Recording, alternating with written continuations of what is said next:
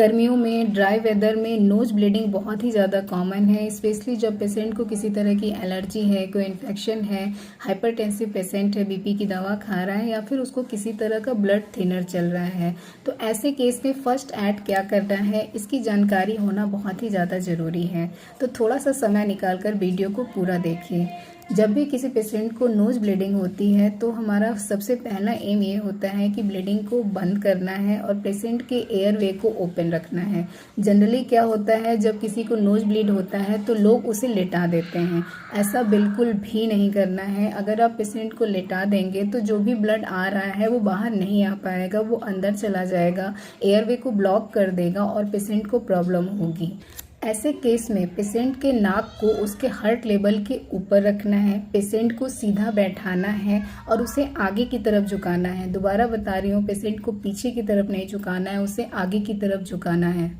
उसके नोज को आप एक बार क्लीन करिए और नोज का जो सॉफ्ट पार्ट है उसको घड़ी देखकर आपको 10 मिनट के लिए पिंच करना है और इस समय पेशेंट को मुंह से सांस लेने के लिए बोलना है और जो भी ब्लड आ रहा है उसको बीच बीच में क्लीन करते रहना है। अगर आइस पैक अवेलेबल है तो उसे पेशेंट के नोज के ब्रिज पे, फोरहेड पे या फिर बैक ऑफ द नेक पे अप्लाई करना है।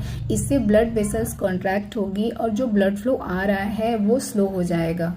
10 मिनट के बाद आपको प्रेशर रिलीज करना है और चेक करना है कि ब्लीडिंग बंद हुई है या नहीं हुई है। अगर ब्लीडिंग नहीं बंद हुई है तो 10 मिनट के लिए आपको सेम प्रोसीजर करना है। सॉफ्ट पार्ट को पिंच करना है और पेशेंट को मुंह से सांस लेने के लिए बोलना है। ब्लीडिंग अगर बहुत ज़्यादा हो रही है, 30 मिनट के बाद भी कोई इफेक्ट नहीं हो रहा है, उसका बीपी बहुत ज़्यादा बढ़ रहा है या फिर पेशेंट अनकॉन्शियस हो रहा है, तो ऐसे केस में आपको वेट नहीं करना है। पेशेंट के दोनों नॉस्ट्रल्स में कॉटन या कपड़ा जो भी अवेलेबल है उसको लगाना है और उसे तुरंत हॉस्पिटल शिफ्ट करना है।